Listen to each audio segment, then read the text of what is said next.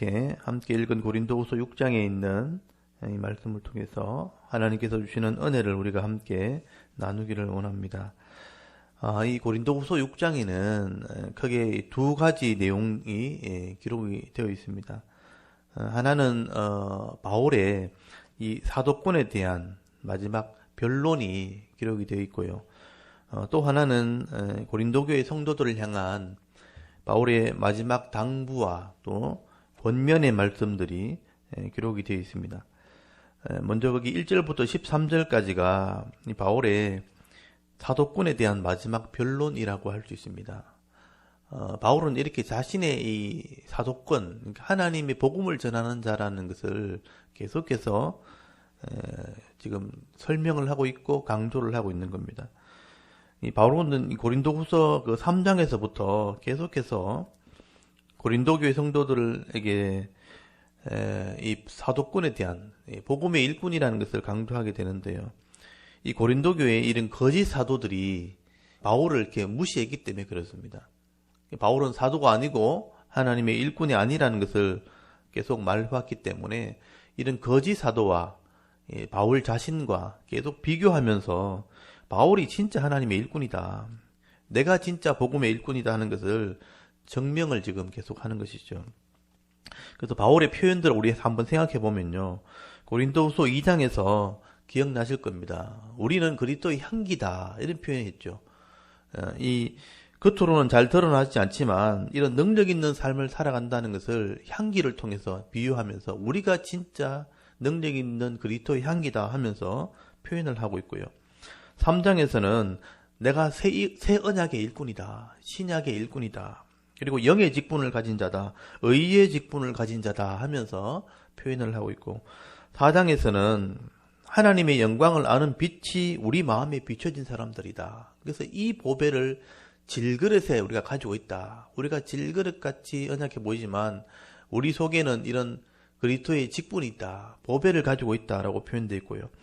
5장에서는 이 땅의 장막이 아니라 하늘에 있는 영원한 집을 바라보는 내가 사역자다. 그래서 우리가 화목의 직분을 가진 자다, 화목하게 하는 직분이 있는 사도다 하고 강조를 하는 것을 보게 됩니다. 이런 말들이 이제 바울에 대한 사도권을 변호하는 그런 말들이라고 볼 수가 있는 것이죠. 그래서 오늘 6장에서도 이제 마지막으로 이 사도권에 대한 변론을 하면서 바울이 먼저 얘기하는 게 뭐냐 하면, 거기 1절, 2절을 보시면 은혜를 좀 받아라. 바울이 오죽했으면 이런 말을 했을까 할 정도로 은혜를 좀 먼저 받았으면 좋겠다, 바울이 이런 말을 하게 됩니다. 여러분 6장 1절 보십시오. 우리가 하나님과 함께 일하는 자로서 너희를 권하노니, 여기 하나님과 함께 일하는 자라 그러죠. 하나님과 함께 일하는 자라는 것이 내가 복음의 일꾼으로서 이걸 먼저 권면을 하는데 뭐냐, 하나님의 은혜를 헛되이 받지 말라 이러시되, 구약에 기록된 말이죠. 내가 은혜 베풀 때에 너희에게 듣고 구원의 날에 너를 도왔다 하셨으니 보라, 지금은 은혜 받을 만한 때요, 보라 지금은 구원의 날이로다. 한마디로 말하면 하나님이 은혜 베푸시는 분이니까 하나님의 은혜를 좀 받고 교회 성도가 되었으면 좋겠다 하고 권면을 먼저 시작하는 것이죠. 이사야서 49장 8절의 말씀을 인용한 것입니다. 하나님의 은혜를 좀 헛되이 받지 말아라. 이 얘기는 은혜가 없다는 얘기죠. 하나님의 은혜를 좀 받아라. 지금 은혜 받을 만한 때고 지금 구원의 날이라. 이사야가 이스라엘 백성들에게 했던 말을 인용하면서 지금 고린도 교회 성도들에게 이 말을 하는 것입니다. 먼저 하나님의 은혜를 좀 받고 성도로서 사역을 좀 제대로 하고 일꾼들을 좀 제대로 좀 알아줬으면 좋겠다. 그렇게 권면을 하면서 이 바울은 거기 3절부터 내가 하나님의 일꾼으로서 다른 추천서가 있겠는가. 이 하나님의 이 일꾼, 복음을 전하는 일꾼들은 고난받는 것이 내 추천서다. 복음의 일꾼들은, 하나님의 일꾼들은 이런 삶의 모습이 반드시 있어야 된다 하면서 자신이 하나님의 일꾼임을 또 증명을 하게 됩니다. 그래서 3절부터 한번 보십시오. 우리가 이 직분을 하고, 직분이 나오죠. 이 직분을 비방을 받지 않게 하려고 무엇이든지 아무에게도 그리 끼지 않게 하려고 했다, 이렇게 표현하게 되죠. 하나님의 일꾼들은 이 직분에 대해서는 비난받지 않기 위해서 또 정죄받지 않기 위해서 이런 삶의 모습으로 살아간다는 거예요. 이게 진짜 하나님의 일꾼이다 하면서 자신의 삶을 설명하는 것입니다. 그래서 4절부터 보시면요. 하나님의 일꾼들은 이런 고난을 받게 되는 것이다.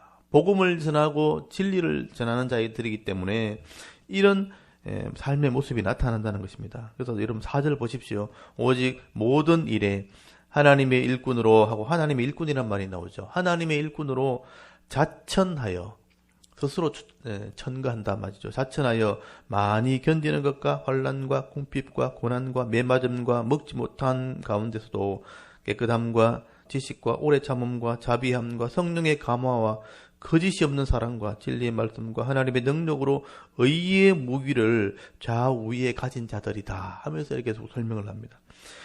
여기 바울이 지금 하나님의 일꾼으로 내가 자천한다. 스스로 이런 것을 내가 통해서 내가 사도라는 것을 추천한다. 증거한다라는 뜻입니다. 하나님의 일꾼들은 이런 증거들이 있다는 겁니다. 그래서 복음을 전하다가 환난을 당하고 궁핍하고 고난받고 매맞고 먹지 못하고 이런 어려움들을 당했다는 거죠. 사도기 때문에 이런 어려움을 당했다는 거죠. 거짓 사도들 같으면 사람들에게 화려하게 보이고 존경받으려 하고 주장하려고 하고 이렇게 하는 게 거짓 사도들이지 진짜 복음의 일꾼들은 그렇게 하지 않는다는 것입니다. 이렇게 궁핍을 당하고 고난을 받고 매맞고 먹지 못하고 이런 어려움을 당함에도 불구하고 깨끗한 지식을 가진 사람들이라. 여기 6절부터 설명하죠. 오래 참고 자비하고 성령의 감화와 거짓이 없는 사랑과 진리의 말씀과 하나님의 능력으로 의의 무기, 의니까 이게 옳음, 그러니까 제가 늘 말씀드리는 게 하나님 말씀을 의미하죠. 말씀의 무기를 가진 사람이라. 의의 무기를 가지고 있는 사람들이 바로 사도들이다. 이 뒤에 나오는 이 깨끗함, 오래 참음, 자비 또는 성령의 감화, 사랑, 진리 이건 성령의 열매에 해당하는 겁니다. 갈라디아서 5장 20절 이후에 나오는 성령의 열매가 이런 사랑, 자비, 충성, 온유, 절제, 오래 참음 이게 다 성령의 열매죠. 우리가 이런 성령의 열매를 가지고 사역하는 사람들이다. 여러분 이게 사도라는 것이죠. 말씀을 전하는 자 또는 성도의 모습이 이래야 된다. 복음을 전하기 때문에 이 악한 세상에 복음을 전하기 때문에 때로는 멸시를 당하기도 하고 환난을 당하기도 하고 매를 맞기도 하고 욕을 얻어먹지만 내 삶은 이제 성령의 열매로 나타나는 것이죠. 그래서 늘 깨끗함과 지식과 오래 참음과 자비와 또 사랑과 진리의 말씀, 성령의 능력, 의의 무기를 가지고 사역하는 자들이 하나님의 일꾼이라. 그리고 여기 8절에도 보시면 영광을 받을 때도 있고 욕을 먹을 때도 있고 악한 이름이라 칭할 때도 있고 아름다운 이름이라 칭할 때도 있지만 또 칭찬을 받을 때 있고 비난을 받을 때가 있지만 그러니까 하나님의 사람으로 늘 살아가는 삶의 모습을 가지고 있다 하고 말씀을 하게 되는 것이죠. 그래서 이 사도들은 하나님의 일꾼들은 이런 삶의 증거들이 있다는 것입니다. 이런 삶의 모습이 있어야 된다는 얘기를 하게 되는 거예요. 그리고 9절부터 10절까지 보시면 이런 삶의 모습을 가지고 살아갈 때 이런 능력이 있다는 것입니다. 무능한 자 같으나 유명한 자요. 죽은 자 같으나 보라 우리가 살아있고 징계를 받는 자 같으나 죽임을 당하지 아니하고 근심하는 자 같으나 항상 기뻐하고 가난한 자 같으나 많은 사람을 부유하게 하고 아무것도 없는 자 같으나 모든 것을 가진 자로다. 이게 능력이죠. 이게 복음을 전하는 자, 사역자들 또 성도들의 능력이 되는 것입니다. 사역자들은 하나님 일꾼들은 이런 삶의 열매들을 가지고 있다는 것입니다. 여러분 이렇게 하나님의 일꾼들을 보면 사역을 보면 알 수 있다는 거예요. 삶을 보면 알 수 있다는 것입니다. 여러분 세상에 기업을 경영하는 사람들이나 높은 지위에 있는 사람들은 늘 겉으로 보기에 화려하고 아름답게 보이고 있어 보인다는 거예요. 근데 하나님 일꾼들은 그렇지 않다는 거죠. 겉으로 볼 때는 무능한 자 같고요. 때로는 거의 죽은 자 같고 근심하고 가난하고 아무것도 없는 자처럼 고난당하지만 그 삶 속에 보면 능력이 나타나는데 늘 기뻐하고 항상 기뻐하고 늘 죽지 않고 늘 부유하고 다른 사람을 부유케 하고 모든 것을 가진 자처럼 살아가는 사람들이 하나님의 사역자들이라 복음의 일꾼이라고 말씀을 하게 되는 것이죠. 여러분 이 복음의 일꾼들은 사역자들은 세상 사람들처럼 쉬운 길을 가는 게 아니고요. 화려한 길을 가는 게 아니라는 것입니다. 고난이 있고 핍박이 있고 가난하고 궁핍한 길을 가는데 부족하지 않는 거예요. 하나님의 은혜가 늘 있기 때문에. 그래서 늘 다른 사람을 부욕해 하는 삶을 살아가는, 그래서 아무것도 없는 자 같은데 모든 것을 가진 자처럼 그렇게 살아간다는 거예요. 이게 복음의 일꾼, 사역자들이라. 바울의 삶을 보면서, 그 열매를 보면서 내가 사역자라는 것을 좀 인정해달라, 그렇게 호소를 하고 있는 것입니다. 그래서 바울은 이 고린도 교회 성도들에게 솔직한 고백을 하는 것입니다. 사역자를 외모만 보지 말고 그 사역 자체를 보고 삶을 보면서 사도라는 것을 좀 인정해달라, 하나님의 일꾼이라는 것을 좀 알아달라, 그렇게 얘기하는 것이죠. 그래서 11절부터는요 바울의 호소가 나오는 거죠. 11절에 단락이 나눠지면서 고린도 교인들이여, 고린도 성도들이여 하면서 너희를 향해서 우리 입이 열렸고 우리의 마음이 넓어졌으니, 여기 입이 열렸다는 것은 이 마음에 숨김없는 것을 솔직히 말했다. 입이 열렸다는 것은 내 속에 있는 것을 솔직히 얘기했다, 이런 뜻입니다. 이게 헬라 어떤 문화에서 나오는 표현 방식이에요. 내 입이 열렸고 우리 마음이 넓어졌다는 것은 내 속에 있는 것을 솔직하게 내가 토해냈다, 말했다, 이런 뜻입니다. 그래서 내가 고난 당하고 어려움 당했지만 이런 삶을 살았다고 솔직히 말했다는 거죠. 내가 사도의 모습을 꾸밈 없이 이렇게 이야기했던 것처럼 너희도 마음을 좀 넓혀서 우리를 좀 받아달라, 우리를 인정해달라, 그런 얘기를 하는 겁니다. 그래서 12절 한번 보십시오. 너희가 우리 안에 좁아진 것이 아니라 오직 너희 심정에 좁아진 것이라. 내가 자녀에게 말하듯 하노니 보답하는 것으로 너희도 마음을 좀 넓히라. 여러분, 이 자녀들이 사춘기가 되어진다든지 이렇게 아이들이 좀 마음이 어리면 부모들이 막 자녀를 위해서 애를 쓰고 뭐 이렇게 나름대로 최선을 다하는데, 자녀들은 자기들이 하고 싶은 건 안 해준다고 막 투정 부리고 불평할 때가 있죠. 그럴 때 솔직하게 얘기하잖아요. 내가 너에 관심이 없는 게 아니고 너를 사랑하지 않는 게 아니고 최선을 다해 하는데 좀 내가 부모라는 것을 좀 알아달라, 이렇게 말할 때가 있잖아요. 그러니까 이 마찬가지죠. 사도들이 믿음으로 복음으로 사역하는데 성도들이 사도들을 인정해주지 않을 때 내가 솔직하게 지금 이런 얘기하고 있는 거다라고 자녀에게 말하듯이 내가 얘기했다는 거예요. 너희 마음이 너무 좁아진 거다. 우리 마음이 넓어져 있으니까 너희도 마음을 좀 넓혀라. 지금 바울이 고린도 교회 성도들에게 내가 사도라는 것을, 사역자라는 것을 인정해달라, 그렇게 표현하는 것이죠. 사람이 외모를 보고 판단하지 말라. 겉으로만 판단하지 말고 우리가 하나님의 일꾼으로 어떻게 사역하고 있는지를 한번 보고 하나님의 일꾼임을 좀 인정해달라, 그렇게 말하는 것이죠. 이 당시에 고린도 교회에 들어온 거리 사도들은요 외모를 굉장히 따진 거예요. 그러니까 겉으로 드러난 자격, 그러니까 예루살렘에서 사도들의 추천서가 있느냐, 사도들의 추천서를 가지고 있느냐, 또는 예루살렘 교회에서 인정하는 여러 가지 자격이나 학문이나 또 가문이나 인맥을 자랑하는 사람들이 있었다는 거예요. 그런 외모로 하나님의 사역자라고 인정받는 사람들이 있었기 때문에 그런 쪽에 사람들이 마음이 너무 끌려 있는 겁니다. 그래서 그런 외모만 보지 말고 우리가 하나님의 사역자라는 삶을 보면서 좀 판단해 달라. 여러분 뒤에 나중에 보시겠지만 여기 고린도 후서 여기 10장 한번 보십시오. 10장 7절 말씀. 이 10장 7절에 보시면 거짓 사도들이 했던 이야기들이 나옵니다. 10장 7절 보시면 너희는 외모만 보는도다. 만일 사람이 자기가 그리스도에 속한 줄을 믿을진대 자기가 그리스도에 속한 것 같이 우리도 그러한 줄을 자기 속으로 다시 생각할 것이라. 여기 보시면 너희는 외모만 보는도다 하는 거 있죠. 이게 겉으로 자격만 자꾸 본다는 것입니다.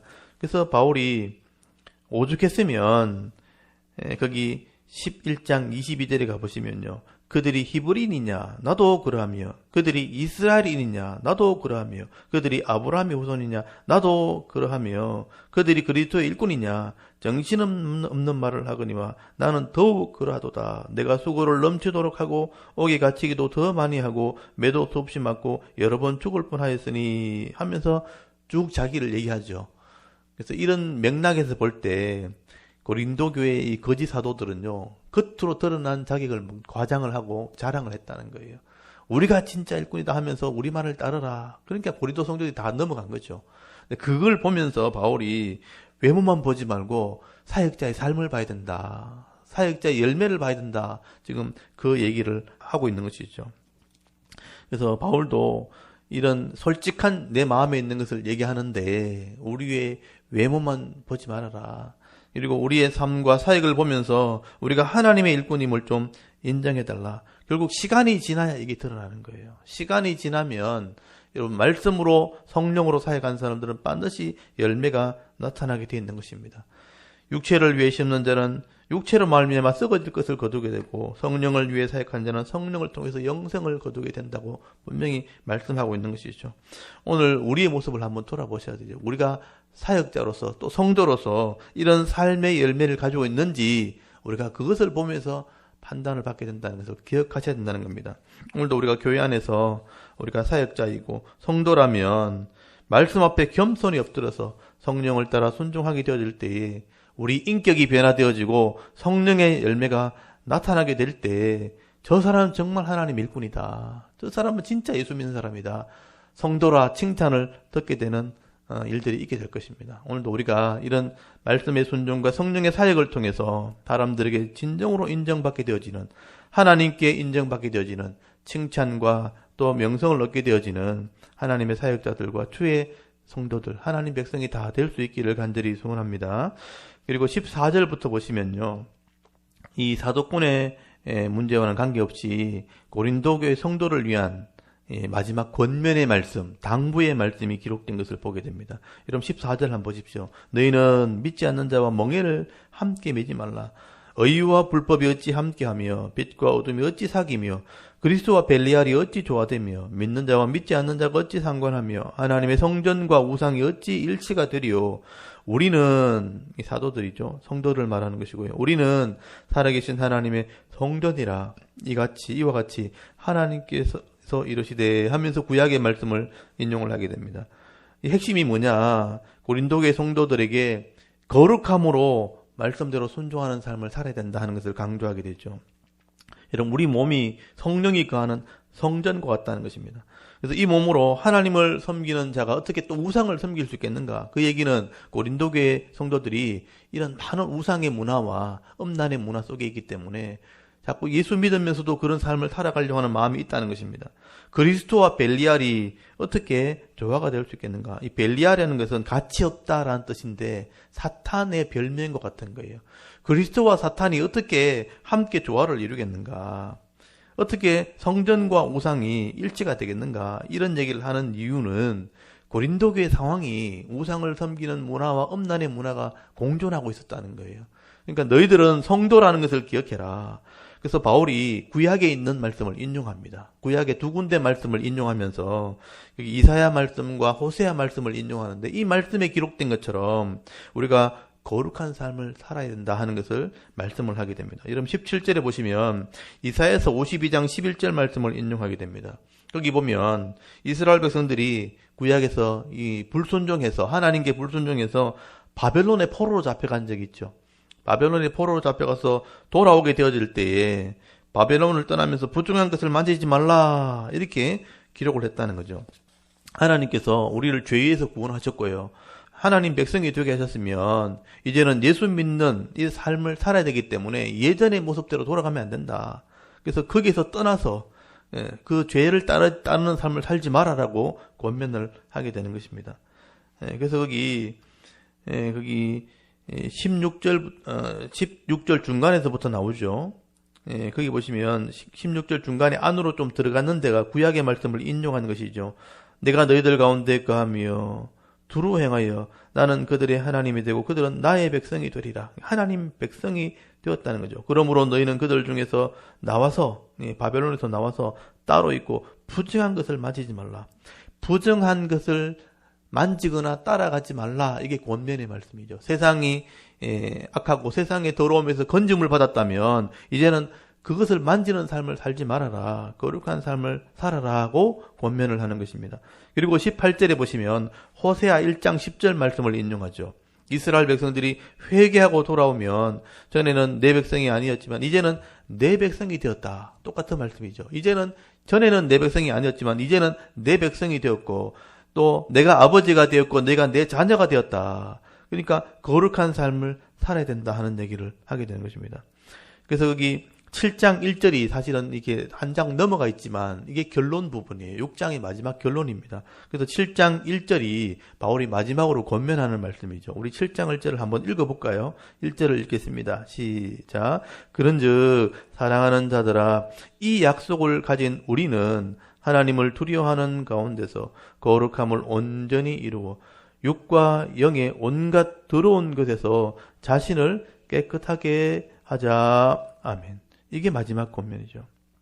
이 약속을 가졌다는 건 뭐냐면 구약에 인용한 말씀들, 너희는 내 백성이라 내 자녀라 하는 약속을 우리가 받았다는 거예요. 우리가 예수를 믿음으로 하나님의 자녀가 되었다. 죄 사함 받고 하나님의 자녀가 되는 약속을 받았기 때문에 이제는 하나님을 두려워하고 하나님을 경외함으로 거룩한 삶, 구별된 삶을 살아야 된다 하는 것을 말씀을 하게 되는 것입니다. 그래서 이 세상 속에서 영과 육이 더럽혀지지 않도록 자신을 깨끗하게 하자. 이게 우리의 삶이 된다 하는 얘기를 하게 되는 것입니다. 오늘도 하나님께서는 우리 세상 속에서 우리가 살아가게 될 때 이런 더러운 삶, 부정한 삶 또는 우상을 섬기거나 음행을 따라가는 삶을 살지 않기를 원하신다는 거예요.